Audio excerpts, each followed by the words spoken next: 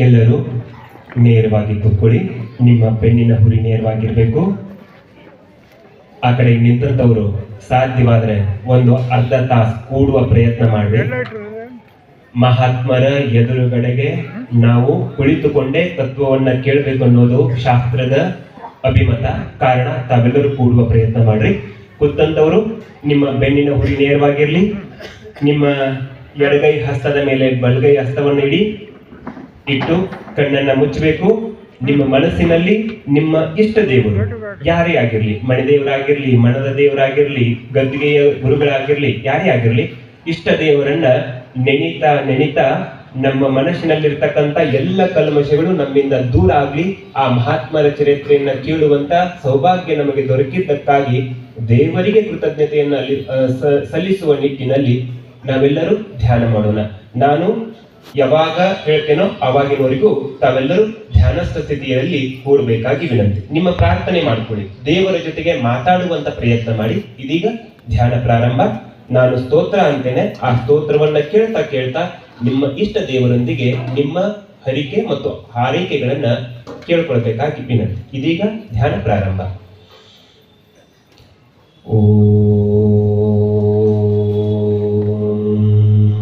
ಶ್ರೀ ಗುರು ಬಸವಲಿಂಗಾಯ ನಮಃ. ಶ್ರೀಮದಮಲ ಜ್ಞಾನ ಭಕ್ತಿ ಪ್ರೇಮ ವೇದ ಶಾಸ್ತ್ರ ಪುರಾಣ ಸ್ತೋಮ ನೂತನತ ಚಾರು ಚರಣಾಂಬೋಜ ಗಣ ಮಹಿಮಾ ನಾಮ ರೂಪ ಕ್ರಿಯಾಕಲಾಪ ವಿರಾಮನನುಪಮ ದಿವ್ಯ ತೇಜೋ ವ್ಯೋಮಮೂರ್ತಿ ಗುರು ಗುಹೇಶ್ವರ ಲಿಂಗ ಶರಣು ಶರಣಾರ್ಥಿ. ಗುರು ಗುಹೇಶ್ವರ ಲಿಂಗ ಶರಣಾರ್ಥಿ. ಬಸವಂ ಭಕ್ತಿಗೆ ಮೂಲಂ ಬಸವಂ ಜಂಗಮಲೋಲಂ ಬಸವಂ ಕಾಲಂಗೆ ಕಾಲನನುಪಮಶೀಲಂ ಬಸವ ರಕ್ಷಿಪುದೆನ್ನ ಸಂಗನ ಬಸವ ಶರಣಾರ್ಥಿ. ಸಂಗನ ಬಸವ ಶರಣು ಶರಣಾರ್ಥಿ. ಕಾಯದೊಳು ಗುರುಲಿಂಗ ಜಂಗಮ ದಾಯಕವನರಿಯಲ್ಕೆ ಸುಲಭೋಪಾಯದಿಂದಿರಿಟ್ಟು ಭಾಯಸ್ಥಳಕ್ಕೆ ಕುರುವಾಗಿ ದಾಯದೋರಿ ಸಮಸ್ತ ಭಕ್ತನಿ ಕಾಯವನು ಪಾವನವ ಮಾಡಿದ ರಾಯ ಪೂರ್ವಾಚಾರ್ಯ ಸಂಗನ ಬಸವ ಶರಣಾರ್ಥಿ. ಸಂಗನ ಬಸವ ಶರಣು ಶರಣಾರ್ಥಿ. ಎಲ್ಲರೂ ನಾನಂದಂತೆ ಅನ್ಬೇಕಾಗಿ ವಿನಂತಿ. ಓಂ ಶ್ರೀ ಗುರು ಬಸವಲಿಂಗಾಯ ನಮಃ.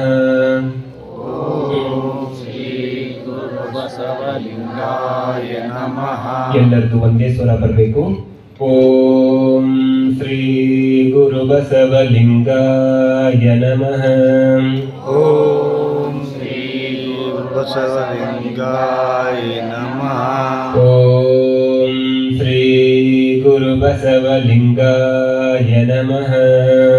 ಓಂ ಶ್ರೀ ಗುರು ಬಸವಲಿಂಗಾಯ ನಮಃ. ಜೈ ಮಂಗಲಂ ಜೈ ನಮಃ ಪರಾಪತೆ ಶಿವ ಹರ ಹರ ಮಹಾದೇವ. ನಿಮ್ಮ ಎರಡು ಕೈಗಳನ್ನು ಒಂದ್ಸಾರಿ ಜೋರಾಗಿ ಉಜ್ಜಬೇಕು. ಉಜ್ಜಿ ಸಾಧ್ಯವಾದಷ್ಟು ಕೈಯಲ್ಲಿ ಬೆಚ್ಚನೆಯ ಅನುಭವ ಆಗಬೇಕು. ಈ ತಂಪು ನಮ್ಮಿಂದ ಹೊರಗಡೆ ಹೋಗ್ಲಿ ಹಾಗೆ ಅಂತ ತಿಳ್ಕೊಂಡು ಹೇಳಿ ಜೋರಾಗಿ ಉಜ್ಜಬೇಕು. ಉಜ್ಜಿರ್ತಕ್ಕಂಥ ಕೈಗಳ ಬೆಚ್ಚನೆಯ ಸ್ಪರ್ಶವನ್ನ ಕಣ್ಣುಗಳಿಗೆ ಲೇಪನ ಮಾಡಿಕೊಳ್ಳಿ. ನಿಮ್ಮ ಇಷ್ಟ ದೇವರಿಗೆ ನಮಸ್ಕಾರ ಮಾಡಿ ನಿಧಾನವಾಗಿ ಕಣ್ಣುಗಳನ್ನು ತೆರಿಬೇಕು. ಅಷ್ಟೇ ಶಾಂತವಾಗಿ ಇಲ್ಲಿ ನಡೆಯುವಂತ ಎಲ್ಲ ಕಾರ್ಯಕ್ರಮದಲ್ಲಿ ತಾವೆಲ್ಲರೂ ಪಾಲ್ಗೊಳ್ಬೇಕು. ಗುರುಗಳ ಅಪ್ಪಣೆಯ ಮೇರೆಗೆ ನಾವು 2 ನಿಮಿಷಗಳ ಕಾಲ ಸಾಮೂಹಿಕ ಪ್ರಾರ್ಥನೆಯನ್ನು ಮಾಡೋಣ. ಪ್ರಾರ್ಥನೆಯ ನಂತರ ಪುರಾಣಕ್ಕೆ ಪ್ರವಚನಕ್ಕೆ ಅಣಿಯಾಗೋಣ. ಗೊತ್ತಾಗತ್ತಲ್ಲ?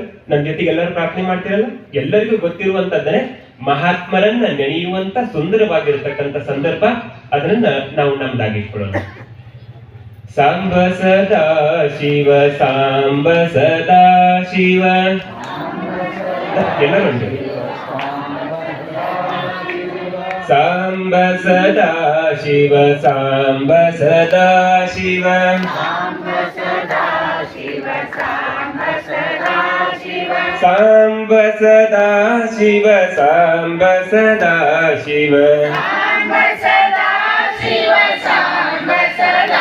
ಶಿವ, ಶ್ರೀ ಗುರು ಬಸವ ಲಿಂಗಾಯ ನಮಃ, ಶ್ರೀ ಗುರು ಬಸವ ಲಿಂಗಾಯ ನಮಃ, ಶ್ರೀ ಗುರು ಬಸವ ಲಿಂಗಾಯ ನಮಃ, ಶ್ರೀ ಗುರು ಬಸವ ಲಿಂಗಾಯ ನಮಃ, ಶ್ರೀ ಗುರು ಬಸವ ಲಿಂಗಾಯ ನಮಃ, ಶ್ರೀ ಗುರು ಬಸವ ಲಿಂಗಾಯ ನಮಃ, ಶ್ರೀ ಗುರು ಬಸವ ಲಿಂಗಾಯ ನಮಃ, ಶ್ರೀ ಗುರು ಬಸವ ಲಿಂಗಾಯ ನಮಃ.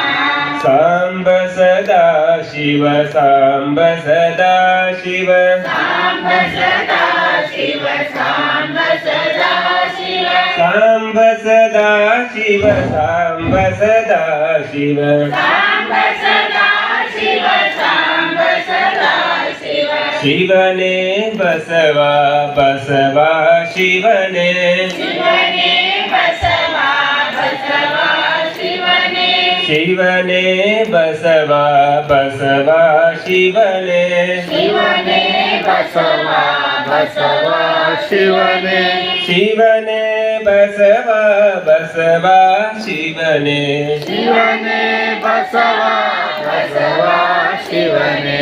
ಸಾಂಬ ಸದಾ ಶಿವ ಸಾಂಬ ಸದಾ ಶಿವ, ಸ್ವಲ್ಪ ಸಾಂಬ ಸದಾ ಶಿವ ಸಾಂಬ ಸದಾ ಶಿವ, ಸಾಂಬ ಸದಾ ಶಿವ ಸಾಂಬ ಸದಾ ಶಿವ, ಸಾಂಬ ಸದಾ ಶಿವ ಸಾಂಬ ಸದಾ ಶಿವ, ಸಾಂಬ ಸದಾ ಶಿವ ಸಾಂಬ ಸದಾ ಶಿವ, ಸಾಂಬ ಸದಾ ಶಿವ ಸಾಂಬ ಸದಾ ಶಿವ, ಶಿವನೇ ಬಸವ ಬಸವ ಶಿವನೇ, ಶಿವನೇ ಬಸವ ಬಸವ ಶಿವನೇ, ಶಿವನೇ ಬಸವ ಬಸವ ಶಿವನೇ, ಶಿವನೇ ಬಸವ ಬಸವ ಶಿವನೇ, ಶಿವನೇ ಬಸವ ಬಸವ ಶಿವನೇ, ಶಿವನೇ ಬಸವ ಬಸವ ಶಿವನೇ. ಸಾಂಬ ಸದಾ ಶಿವ ಸಾಂಬ ಸದಾ ಶಿವ, ಸಾಂಬ ಸದಾ ಶಿವ ಸಾಂಬ ಸದಾ ಶಿವ, ಸಾಂಬ ಸದಾ ಶಿವ ಸಾಂಬ ಸದಾ ಶಿವ, ಸಾಂಬ ಸದಾ ಶಿವ ಸಾಂಬ ಸದಾ ಶಿವ, ಸಾಂ ಶಿವ ಓಂ ಶಿವ ಸಾಂ ಶಿವ ಓಂ ಶಿವ, ಸಾಂ ಶಿವ ಓಂ ಶಿವ ಸಾಂ ಶಿವ ಓಂ ಶಿವ, ಸಾಂ ಶಿವ ಓಂ ಶಿವ ಸಾಂ ಶಿವ ಓಂ ಶಿವ, ಸಾಂ ಶಿವ ಓಂ ಶಿವ. ಜೈ ಮಂಗಲಂ ಜೈ ನಮಃ ಪರಾಪತೇ ಶಿವ ಹರ ಹರ ಮಹಾದೇವ. ಮೊದಲನೇ ದಿವಸ ಇವತ್ತು ಇದರ ಎಫೆಕ್ಟ್ ಹೀಗಿದೆ, ಅದನ್ನ 2-3 ತಾಳದಲ್ಲಿ ಸ್ವಲ್ಪ ಪರಿವರ್ತನೆ ಮಾಡ್ತಾ ಮಾಡ್ತಾ ಕೊನೆಗೆ ಸಾಂ ಶಿವ ಓಂ ಶಿವ ಅಂತ ಹೇಳ್ತಾ ಮುಗಿಸ್ಬಿಟ್ರೆ ಕೊನೆಗೊಮ್ಮೆ ಎದ್ದು ನಾವು ಕೊಂಡಾಡ್ಬೇಕು ಅನಿಸುತ್ತೆ. ಗೊತ್ತಾಗತ್ತಲ್ಲ? ಆ ಪ್ರಯತ್ನವನ್ನು 4-5 ದಿವಸದ ಈ ಸಂದರ್ಭದಲ್ಲಿ ಮಾಡೋಣ. ಅಕ್ಕ ಮಹಾದೇವಿ ಅಂತಾಳಲ್ಲ, ಏನು ತಾಳ ಬೇಡ, ರಾಗ ಬೇಡ, ಏನೇನು ಬೇಡ. ಗುರುವೇ, ನಾನು ಒಲಿದಂತೆ ಹಾಡುವೆ, ನೀನು ಒಲಿದರೆ ಒಲಿ, ಒಲಿಯದಿದ್ದಡೆ ಮಾಡು, ನಾನು ಮನಸ್ಸಿಗೆ ಬಂದಂತೆ ಹಾಡುವೆ ಅಂತ ಏನು ಅಕ್ಕ ಮಹಾದೇವಿ ಅಂತಾಳಲ್ಲ, ಹಂಗ ನಾವು ಒಂಚೂರು ಹಾಡುವ ಪ್ರಯತ್ನ ಮಾಡೋದು, ಒಂದಿಷ್ಟು ಧ್ಯಾನ ಮಾಡೋದು. ಇದು ಅಪ್ಪಿ ತಪ್ಪಿನೂ ಒಡಪ ಇಟ್ಟು ಗಂಡನ ಹೆಸರು ಹೇಳ್ದಂಗ ಅಲ್ಲ, ಯಾರು ನಾಚ್ಕೋಬೇಕಾಗಿಲ್ಲ. ಗೊತ್ತಾಗತ್ತಲ್ಲ? ಒಬ್ರ ಭಾಳ ಸಮಾಧಾನ ಇದ್ರಿ ಅಮ್ಮರು, ವಯಸ್ಸರ 60-65 ಆಗೈತಿ, ಏನ್ ಗೊತ್ತಾಗತ್ತಲ್ಲ ನಿಮಗೆ? ವಯಸ್ಸು 65 ಆಗೈತಿ, ಮದುವೆ ಆಗಿ 40 ವರ್ಷ ಆಗೈತಿ. ಹಿಂಗ ಆರತಿ ಮಾಡೋದಂತ ಇರ್ತೈತಲ್ಲ, ಅಲ್ಲಿ ಕರ್ಕೊಂಡು ಹೋಗ್ಯಾರ. ಯವ್ವ ನಿಮ್ಮ ಯಜಮಾನ್ ಹೆಸರು ಹೇಳುವಂತ ಕೈಯಾಗ ಆರತಿ ಕೊಟ್ಟು ಕೆಳಗಡೆ ಅಡುಣಿಗೆ ತಕ್ಕೊಂಡು ಹೆಸರು ಹೇಳಕ್ ಹಚ್ಚಾರ. ಅವಾಗ ಅಕ್ಕಿ ಎಷ್ಟು ಚಂದ ನಾಚ್ಕೊಂಡು ಹೆಸರು ಹೇಳ್ಬೇಕಂತೀರಿ? ಟುಮ್ ಟುಮ್ ಟಮಾಟಿ, ಟುಮ್ ಟುಮ್ ಟಮಾಟಿ, ಮೈಸೂರು ಬಟಾಟಿ. ನಮ್ಮ ಯಜಮಾನ್ರ ಹೆಸರು ಹೇಳ್ತೀನಿ, ಗಪ್ ಮಾಡಿ ಗಲಾಟೆ ಅನ್ನಂತ ಎಷ್ಟು ನಾಚ್ಕೊಂಡು ಹೇಳಿರ್ಬೇಕು. ದಯವಿಟ್ಟು ಹಾಗಂತೂ ಅಲ್ಲ, ದಯವಿಟ್ಟು ಮನಸ್ಸು ತುಂಬಿ, ಹೃದಯ ತುಂಬಿ, ಭಾವ ತುಂಬಿ ನಮ್ಮ ಇಷ್ಟ ದೇವರನ್ನ ನೆನೆಯುವಂತ ಅವಕಾಶ. ಮುಸ್ಸಂಜೆಯ ಹೊತ್ತಿನಲ್ಲಿ ತಂಗಾಳೆಯ ನೆನಪಿನಲ್ಲಿ ಸುಮಧುರವಾಗಿರ್ತಕ್ಕಂಥ ಈ ವೇದಿಕೆಯಲ್ಲಿ ಮಹಾತ್ಮರ ಎದುರುಗಡೆಗೆ ನಾವು ಒಂಚೂರು ನಮ್ಮ ಇಷ್ಟ ದೇವರನ್ನ ನೆನೆಯುವಂತ ಅವಕಾಶವನ್ನು ನಾವೆಲ್ಲರೂ ನಮ್ದಾಗಿಸಿಕೊಳ್ಳೋಣ. ನಾಳೆಯಿಂದ ವೇದಿಕೆ ಮೇಲೆ ಆಸೀನರಾಗಿರ್ತಕ್ಕಂಥ ಈ 76ನೇ ವಾರ್ಷಿಕ ಶ್ರೀ ನಿಜಗುಣ ಜಯಂತಿ ಮಹೋತ್ಸವ ಹಾಗೂ ನಿಜಗುಣ ಪ್ರಶಸ್ತಿ ಪ್ರದಾನ ಸಮಾರಂಭದ ಮುಖ್ಯ ವೇದಿಕೆಯಲ್ಲಿ ಪಾವನ ಸನ್ನಿಧಾನವನ್ನು ಅಲಂಕರಿಸಿಕೊಂಡು ನಿಮ್ಮೆಲ್ಲರಿಗೂ ದರ್ಶನ ಆಶೀರ್ವಾದ ಭಾಗ್ಯಗಳನ್ನು ಕರುಣಿಸುತ್ತಿರುವಂತ ನನ್ನ ಆರಾಧ್ಯ ಗುರುದೇವರಾಗಿರ್ತಕ್ಕಂಥ ಪರಮ ಪೂಜ್ಯ ಶ್ರೀ ಸಿದ್ಧಲಿಂಗ ಮಹಾಸ್ವಾಮಿಗಳು ಎರಡೆತ್ತಿನ ಮಠ ಹುಬ್ಬಳ್ಳಿ ಮತ್ತು ನಿಡೋಣಿಯ ಪರಮ ಪೂಜ್ಯರನ್ನ ಒಂದ್ಸಾರಿ ನಾವೆಲ್ಲರೂ ಜೋರಾಗಿ ಚಪ್ಪಾಳೆ ತಟ್ಟೋದ್ರೊಂದಿಗೆ ವೇದಿಕೆ ಮೇಲೆ ಬರಮಾಡಿಕೊಂಡು ಅವರಿಗೆ ತಮ್ಮೆಲ್ಲರ ಪರವಾಗಿ ಹೃತ್ಪೂರ್ವಕ ನಮನಗಳನ್ನು ಸಲ್ಲಿಸುತ್ತೇನೆ. ಅದೇ ರೀತಿಯಾಗಿ ಈ ಕಾರ್ಯಕ್ರಮವನ್ನ ತಮ್ಮದೇ ಆಗಿರ್ತಕ್ಕಂಥ ಅದ್ಭುತವಾಗಿರ್ತಕ್ಕಂಥ ಕಲ್ಪನೆಯ ದ್ಯೋತಕವಾಗಿ ಭಕ್ತರ ಮನಸ್ಸನ್ನ ಮುದಗೊಳ್ಳುವ ರೀತಿಯಲ್ಲಿ ಭಕ್ತರ ಭಾಗ್ಯ ವಿಧಾತರಾಗಿ ಶ್ರೀಮಠದ ಒಡೆಯರಾಗಿ ಈ ಕಾರ್ಯಕ್ರಮದ ನೇತೃತ್ವವನ್ನು ವಹಿಸಿಕೊಂಡಿರ್ತಕ್ಕಂಥ ಮಾರ್ಗದರ್ಶಕ ಗುರುಗಳಾಗಿರ್ತಕ್ಕಂಥ ಬಸವಲಿಂಗ ಮಹಾಸ್ವಾಮೀಜಿಯವರು ತಮ್ಮೆಲ್ಲರಿಗೂ ಗೊತ್ತಿರುವಂತ ಪರಮ ಪೂಜ್ಯರು. ಒಂದ್ಸಾರಿ ಜೋರಾಗಿ ಚಪ್ಪಾಳೆ ತಟ್ಟೋದ್ರೊಂದಿಗೆ ಅವರನ್ನ ಮತ್ತೊಮ್ಮೆ ವೇದಿಕೆಗೆ ಬರಮಾಡಿಕೊಂಡು ಪರಮ ಪೂಜ್ಯರ ಪಾದಗಳಿಗೆ ಶಿರಸಾಷ್ಟಾಂಗ ನಮಸ್ಕಾರಗಳನ್ನ ಸಲ್ಲಿಸ್ತೇನೆ. ಅದೇ ರೀತಿಯಾಗಿ ದೂರದ ಊರಾಗಿದ್ರು ಸಹಿತ ಮನಸ್ಸಿನಿಂದ ಹತ್ತಿರದವರಾಗಿ ಮಠ ನಮ್ದು, ನಾವೆಲ್ಲರೂ ಕೂಡಿ ಈ ನಿಜಗುಣ ಶಿವಯೋಗಿಗಳ ಜಯಂತಿಯನ್ನ ಅದ್ದೂರಿಯಾಗಿ ಆಚರಿಸೋಣ ಅನ್ನುವ ಸದ್ಭಾವದಿಂದ ಶ್ರೀಮಠಕ್ಕೆ ಆಗಮಿಸಿರ್ತಕ್ಕಂಥ ಅತ್ಯಂತ ಆತ್ಮೀಯ ಪರಮ ಪೂಜ್ಯರಾಗಿರ್ತಕ್ಕಂಥ ಗುರುಗುಂಟ ಪರಮ ಪೂಜ್ಯರಾಗಿರುವ ಸದಾನಂದ ಶಿವಾಚಾರ್ಯ ಮಹಾಸ್ವಾಮೀಜಿಯವರನ್ನ ಒಂದ್ಸಾರಿ ಜೋರಾಗಿ ಚಪ್ಪಾಳೆ ತಟ್ಟೋದ್ರೊಂದಿಗೆ ವೇದಿಕೆಗೆ ಬರಮಾಡಿಕೊಳ್ಳೋಣ. ಅವರ ಪಾದಗಳಿಗೆ ತಮ್ಮೆಲ್ಲರ ಪರವಾಗಿ ಶಿರಸಾಷ್ಟಾಂಗ ನಮಸ್ಕಾರಗಳು. ಅದೇ ರೀತಿಯಾಗಿ ಕಾರ್ಯಕ್ರಮದ ಉದ್ಘಾಟಕರಾಗಿ ನಾನು ಹಿಂಗೆ ಹೇಳ್ತೇನಲ್ಲ, ಬಹುಶಃ ಜೋಶಿ ಅವರನ್ನ ಮುತ್ಸದ್ದಿ ರಾಜಕಾರಣಿಗಳು ಅಂತ ನಾವು ಗುರುತಿಸ್ತೇವೆ, ಕೇಂದ್ರ ಸಚಿವರು ಅಂತ ಗುರುತಿಸ್ತೇವೆ.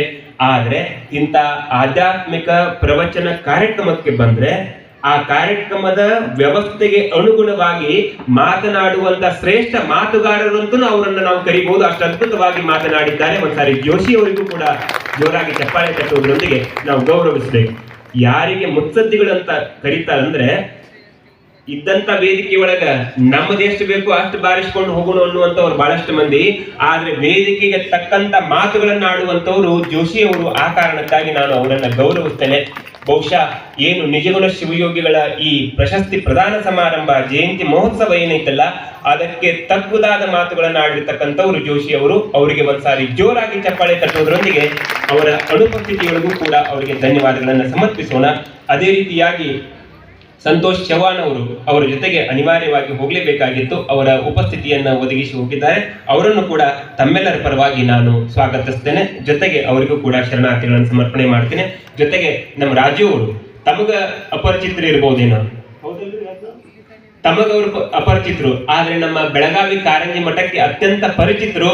ಅವರು ಕೂಡ ವೇದಿಕೆ ಮೇಲೆ ತಮ್ಮ ಉಪಸ್ಥಿತಿಯನ್ನ ಒದಗಿಸಿದ್ದಾರೆ. ಒಂದ್ಸಾರಿ ಜೋರಾಗಿ ಚಪ್ಪಾಳೆ ತಟ್ಟಿ ಅವರನ್ನ ಸ್ವಾಗತ ಮಾಡ್ಕೊಳ್ಳೋಣ. ಜೊತೆಗೆ ಅವರಿಗೆ ಶರಣಾರ್ಥಿಗಳನ್ನು ಸಮರ್ಪಣೆ ಮಾಡಿ ನಮ್ಮವರೇ ಆಗಿರ್ತಕ್ಕಂಥ ಮಲ್ಲಿಕಾರ್ಜುನ್ ಗಿರಿಮಠ ಅವರು, ಜೊತೆಗೆ ನಿರೂಪಕರು, ವ್ಯವಸ್ಥಾಪಕರು, ತಾವೆಲ್ಲರೂ ಭಕ್ತಿ ಶ್ರದ್ಧೆಯಿಂದ ಈ ಕಾರ್ಯಕ್ರಮಕ್ಕೆ ಬಂದು ಭಾಗಿಗಳಾಗಿದ್ದೀರಿ. ತಮ್ಮೆಲ್ಲರ ಅಂತರಾತ್ಮದಲ್ಲಿ ಬೆಳಗುವ ಚಿಜ್ಯೋತಿಗೆ ಶರಣು ಶಿವಶರಣಾರ್ಥಿ.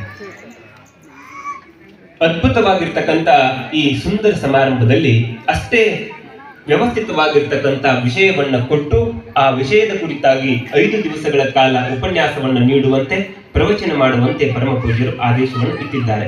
ವಿಷಯ ತಮಗೆ ಗೊತ್ತಿರುವ ಹಾಗೆ ಅನುಭಾವಿಗಳ ತತ್ವಾಮೃತ ಅನ್ನುವಂತ ಸುಂದರವಾಗಿರ್ತಕ್ಕಂಥ ವಿಷಯ. ನಾನು ಅನ್ಕೊಂಡಿದ್ದೆ ಮೊದಲನೇ ದಿವಸ ಆ ನಿಜಗುಣ ಶಿವಯೋಗಿಗಳ ಚರಿತ್ರೆಯನ್ನೇ ಹೇಳ್ಬಿಡೋಣ, ಎಲ್ಲರಿಗೂ ಬಹಳಷ್ಟು ಮನಮುಟ್ಟುವಂತೆ ಆಗತ್ತೆ, ವ್ಯವಸ್ಥಿತವಾಗಿ ಆ ಕಾರ್ಯಕ್ರಮವನ್ನ ಈ ಮೂಲಕ ಪ್ರಾರಂಭ ಮಾಡೋಣ ಅಂತ ಅನ್ಕೊಂಡಿದ್ದೆ. ಮೊದಲಿಗೆ ಪ್ರಾಸ್ತಾವಿಕ ನುಡಿಗಳನ್ನು ಆಡುವಂತ ವ್ಯವಸ್ಥಾಪಕರು ಅದರ ಬಗ್ಗೆ ಪ್ರಸ್ತಾಪ ಮಾಡಿದ್ರು. ಜೊತೆಗೆ ಉದ್ಘಾಟನೆ ಮಾಡಿರ್ತಕ್ಕಂಥ ಜೋಶಿ ಸಾಹೇಬರು ನಿಜಗುಣ ಶಿವಯೋಗಿಗಳ ಕುರಿತಾಗಿ ಬಹಳಷ್ಟು ವಿಷಯಗಳನ್ನು ತಮ್ಮ ಮುಂದೆ ಪ್ರಸ್ತಾಪ ಮಾಡಿರೋ ಕಾರಣಕ್ಕಾಗಿ ಇನ್ನ ನಾನು ಆ ನಿಜಗುಣ ಶಿವಯೋಗಿಗಳನ್ನ 5 ದಿವಸಗಳ ಕಾಲ ಸಂದರ್ಭೋಚಿತವಾಗಿ ನೆನಪು ಮಾಡ್ಕೊಳ್ತಾನೆ ಇವತ್ತು ಯಾಕೆ ನಾವು ಪ್ರತಿ ವರ್ಷ ಇಂಥ ಪುರಾಣ ಪ್ರವಚನದಲ್ಲಿ ಪಾಲ್ಗೊಳ್ಬೇಕು, ಯಾಕೆ ಮಹಾತ್ಮರ ಕುರಿತಾಗಿ ಒಂದಿಷ್ಟು ಚಿಂತನೆಗಳನ್ನ ಮಾಡಬೇಕು, ಮಹಾತ್ಮರನ್ನೇ ಯಾಕೆ ನೆನಿಬೇಕು ಅನ್ನೋದರ ಕುರಿತಾಗಿ ಇವತ್ತು ತಮ್ಮ ಮುಂದೆ ಪ್ರಸ್ತಾಪ ಮಾಡಿದ್ರೆ ಅದು ಯೋಗ್ಯವಾಗುತ್ತೆ ಅನ್ನೋ ಕಾರಣಕ್ಕಾಗಿ ನಾನು ಇವತ್ತು ಯಾಕೆ ಪುರಾಣ ಪ್ರವಚನ ಅದು ಮಹಾತ್ಮರ ತತ್ವದ ಹಿನ್ನೆಲೆಯಲ್ಲಿ ಕೇಳಬೇಕು ಅನ್ನೋದ್ರ ಕುರಿತಾಗಿ ಮಾತಾಡ್ತೇನೆ.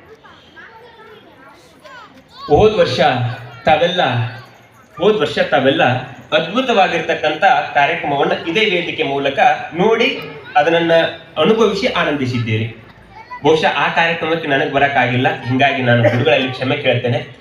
ಪರಮ ಪೂಜ್ಯರ ಷಷ್ಠಾಬ್ದಿ ಕಾರ್ಯಕ್ರಮ ನಿಜಗುಣ ಶಿವಯೋಗಿಗಳ 75ನೇ ವರ್ಷದ ಜಯಂತಿ ಮಹೋತ್ಸವವನ್ನ ಶ್ರೀಮಠದ ಆವರಣದಲ್ಲಿ ಭಕ್ತರ ಸಮ್ಮುಖದಲ್ಲಿ ಆಚರಿಸಿರೋದು ಅದು ನ ಭೂತೋ ನ ಭವಿಷ್ಯತಿ ಅನ್ನೋ ನಿಟ್ಟಿನಲ್ಲಿ ಕಾರ್ಯಕ್ರಮ ಆಗಿದೆ.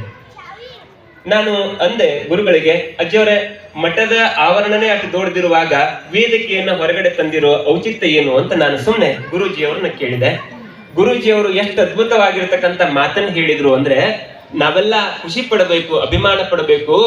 ಒಂದು ಕಾಲದಲ್ಲಿ ಎಲ್ಲಾ ಭಕ್ತರು ಮಠಕ್ಕೆ ಬರ್ತಿದ್ರು, ಮಠದ ಒಳಗಡೆಗೆ ಬಂದು ಕರ್ತೃಗದ್ದಿಗೆ ನಮಸ್ಕಾರ ಮಾಡಿ ಅಲ್ಲಿರ್ತಕ್ಕಂಥ ಫ್ರಿಡ್ಜ್, ಸೋಫಾ ಸೆಟ್ಗಳು, ಆಮೇಲೆ ಡೈನಿಂಗ್ ಸೆಟ್ಗಳು, ಆಮೇಲೆ ಟಿವಿ ಸೆಟ್ಗಳು, ಆಮೇಲೆ ಹಲಸೆಟ್ಗಳು ಸಹಿತ ಮನೆಗೆ ಬರಾಕತ್ತ. ಹೌದಿಲ್ರಿ?